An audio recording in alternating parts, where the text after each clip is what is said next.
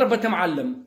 هذه ما نجم يعملها كان راجل، ومش اي راجل زاده، راجل وذكي على الاخر، ذكي برشا زاده. بصراحه حكيمي عمل مركه احسن هدف في حياته، في مسيرته الكرويه والشخصيه والكل في حياته.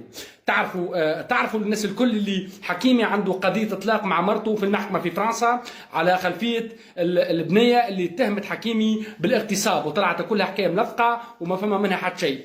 مرت حكيمي مقدمه قضيه في اطلاق يعني، وعندهم يعني جلسات في المحكمه. تعرفوا اللي حكيمي تقريبا في الدوري الفرنسي من اللاعبين اللي يخلصوا برشا، يعني يتقاضوا برشا شهريا، تقريبا ما يقارب 1 مليون دورو، يعني 1 مليون اورو في الشهر تقريبا هي الاجره نتاع حكيمي في الدوري الفرنسي.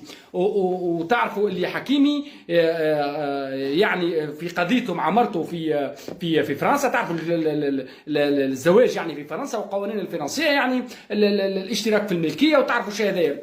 اليوم في المحكمه في فرنسا فما جلسه بين حكيمي ومرته، ويعني اللي باش تحكم فيها المحكمه مرته اللي هي طالبت يعني بالميراث نتاع حكيمي، يعني بالاقتسام الميراث نتاع حكيمي نص بالنص مع حكيمي. ولكن جاءت المفاجاه، واللي مفاجاه كبيره وساره جدا ما ينجم يعملها كان واحد يعني بريمون راجل بأتم معنى الكلمه. حكيمي قبل ما يتزوج بالمراه هذه كتب املاكه كلها باسم اغلى امراه عنده في حياته. المراه هذه ما تنجم تكون كان امه، كتب كل املاكه باسم امي، باسم امه قبل، باسم امي انا، باسم امه هو قبل ما يتزوج.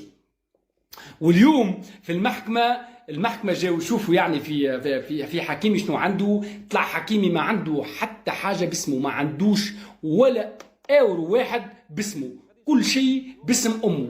طلعت مرت حكيمي يعني اللي شوف باش تعرفوا الجواز اللي تعرفوا حاليا، جواز الطمع يعني نتاع البنت هذه، ما تقوليش لا تونسيه ولا حتى هذه، ما تشرفش لا تونس ولا هي تونسيه.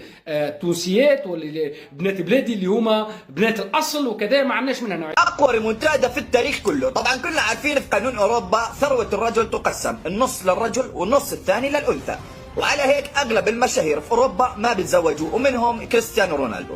وكلنا سمعنا بالفترة الأخيرة إنه زوجة أشرف حكيمي طلبت الطلاق من حكيمي بعد القصة اللي طلعت عليه، وراحت وبدت إجراءات الطلاق.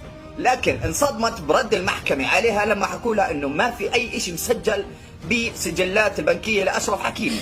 أشرف حكيمي عمل عليها ريمونتادا ما صارت بالتاريخ كله، مسجل ثروته كلها باسم الوالدة الله يحفظ له إياها. كم أنت كبير يا فخر المغرب، كل الحول. تعال معايا خليني اقول لك على اقوى اسيست عمله اشرف حكيمي في مسيرته. الصراحة كيفني على الاخر. زوجة اشرف حكيمي سوت معاه مشاكل وطلبت منه الطلاق، وما في دخان بدون نار. الظاهر انه اشرف حكيمي كان عارف هذا الشيء من اول، فقرر يسوي حركة يعني الصراحة ولا اروع. طلبت منه الطلاق، الان هم اتطلقوا. طيب تعال يا حبيبي اشرف، معروف النظام هنا يقول انه 50% بيني وبينك، املاكك تقسمها 50-50. طيب حلو يا حقه، ما تيجي تشوفي املاكي كم املاك اشرف حكيمي اللي في البنك؟ ما عنده ولا مليم، ما عنده ولا قرش ولا شيء. انا مسكين صح، باخذ $1,000,000 في الشهر من النادي الباريسي، ولكن انا ما عندي ولا حاجه. طيب كيف؟ ايش اللي صار؟ بكل بساطه اشرف حكيمي اعطى اسيست للوالده، قال لها اسمعي، كل فلوسي اليوم مكتوبه باسمك. كتب كل حاجه باسم امه، وهي يروح يقول لامه نبغى 50-50. ها مرحبا بكم. بالنسبة لأهم الأخبار التي تصدرت اليوم الصحف الهولندية وأيضا الصحف البلجيكية،